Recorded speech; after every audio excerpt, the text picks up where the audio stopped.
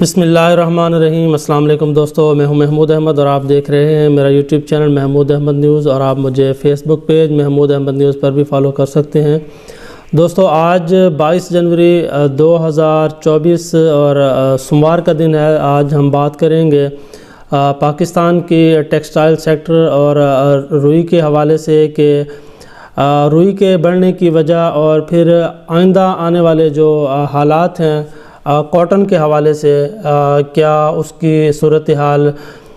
خرابی کی طرف جاتی ہوئی نظر آتی ہے، تو اس بات پہ ہم ڈسکس کریں گے اور ریٹ سے بھی آپ کو آگاہ کریں گے۔ پاکستان کی جو روئی کے ریٹس ہیں، تو سب سے پہلے تو ہم آپ کو روئی کے ریٹس کی آگاہی دیتے ہیں۔ سندھ اور پنجاب میں جو اس وقت کاٹن کے ریٹ چل رہے ہیں اس کی اگر بات کریں تو سندھ میں جو روئی کے ریٹس ہیں وہ 17,000 سے لے کر 20,500 روپے تک کے ریٹس ہیں،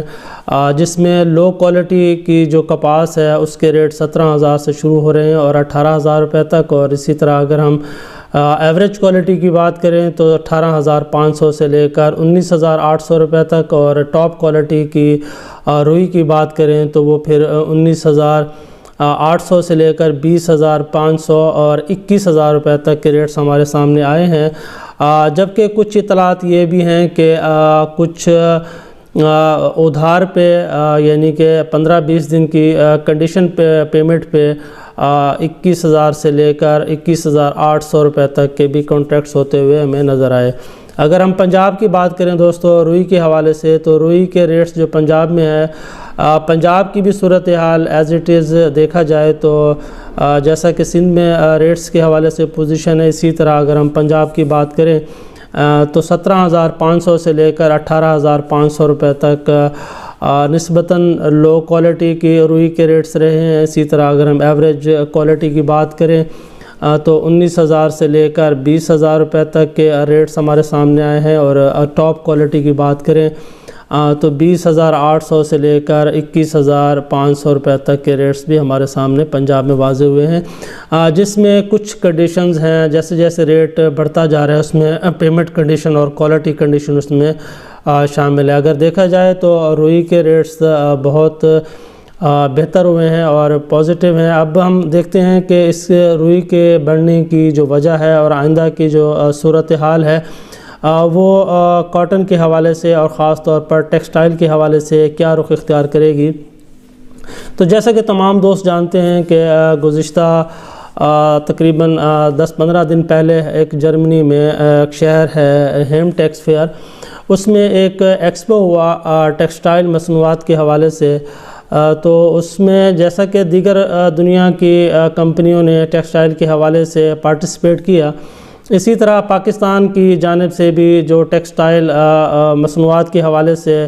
اپنے پروڈکٹ بناتے ہیں، 200 تقریباً 27 ایسی ملز تھی جنہوں نے اب اس جرمنی میں ٹیکسٹائل کے حوالے سے جو ایک ایکسپو کیا گیا اس میں بھرپور حصہ لیا، اور پھر پاکستان نے وہاں پر تقریباً $3 ارب کے جو کانٹریکٹس ہے برآمدگی امپورٹ ایکسپورٹ کے جو کانٹریکٹس ہے وہ ٹیکسٹائل کے حوالے سے انہوں نے حاصل کیے۔ ان کنٹریکٹس کے ملنے کے بعد جو پاکستان کی جو لوکل مارکیٹ ہے روئی کے حوالے سے، اور پھر دھاگے کی بات کریں تو اس میں پھر ایک ہلچل ہوتی ہوئی نظر آئی، اور پھر اس کے ریٹوں میں ایک اچھی خاصی خریداری ہمیں پاکستان کے لوکل سیکٹر میں ملوں کی طرف سے ہوتی ہوئی نظر آئی۔ اب پاکستان نے یہ کانٹریکٹس حاصل کیا، اور اس کے بعد اگر ہم انٹرنیشنل بات کریں تو گزشتہ ایک ماہ میں تقریباً 3 سے 3.5 لاکھ بیلز کے کانٹریکٹ ہوئے، جس میں چین سر فہرست رہا جس نے 2,27,000 بیلز کے پچھلے مہینے امریکہ سے کانٹریکٹس کیے۔ اسی طرح اگر ہم ویتنام کی بات کریں تو 38,000 بیلز کے ساتھ، پاکستان کی بات کریں تو 37,000 بیلز کے ساتھ پچھلے مہینے امریکن کاٹن میں اچھی خاصی کانٹریکٹس ہوئے، تو جس کی وجہ سے جو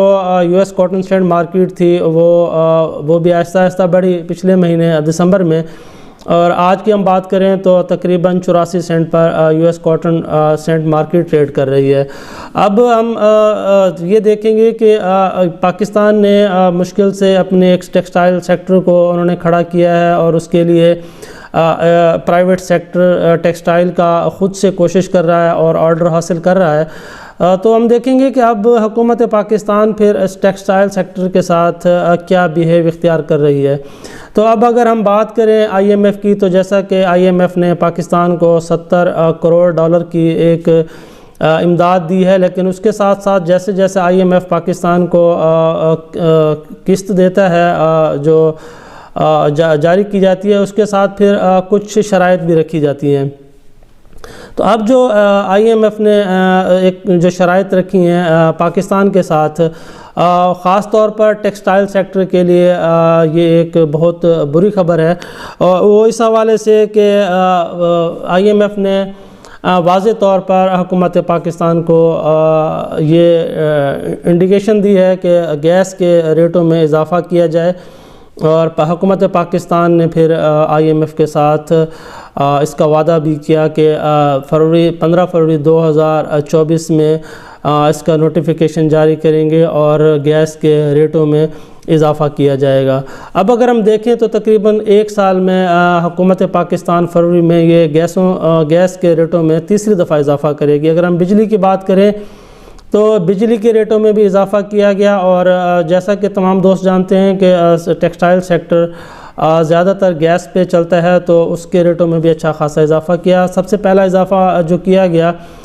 وہ جنوری 2023 میں ایک اضافہ کیا گیا، اور پھر اس کے بعد نومبر 2023 میں اس میں اضافہ کیا گیا، اور ایک تیسرا اضافہ جو گیسوں میں کیا جا رہا ہے 15 فروری 2024 کو۔ اگر یہ اضافہ کیا جاتا ہے تو پھر لازمی طور پر پاکستان ٹیکسٹائل سیکٹر کے لیے یہ ایک بری خبر ثابت ہوگی، اور دنیا کے ساتھ پاکستان کی ٹیکسٹائل انڈسٹری کو کمپیٹ کرنا یہ انتہائی مشکل ہو جائے گا۔ تو یہ ٹیکسٹائل سیکٹر کی جو مشکلات ہیں یہ نہ صرف پاکستان کی معیشت کو متاثر کرے گی، بلکہ اس کے ساتھ ساتھ تمام دوستوں کو پتہ ہے کہ پھر بے روزگاری میں بھی اس میں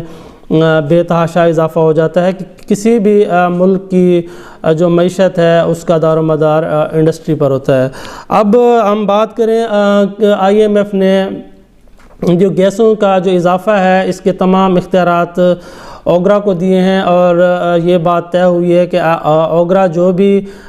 گیسز کے ریٹس متعین کرے گا اس حوالے سے پھر ٹیکسٹائل سیکٹر کے اور انڈسٹریل سیکٹر کے گیسوں میں اضافہ کیا جائے گا۔ اور اس سے بڑھ کر ایک دوسری بات کہ جو انڈسٹری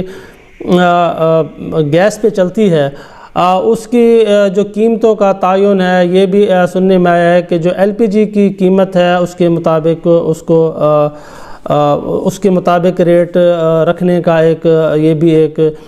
تجویز پیش کی گئی ہے۔ تو ان تمام چیزوں کو دیکھیں، اور گیسوں کے اور بجلی کے ریٹوں میں اضافہ دیکھیں،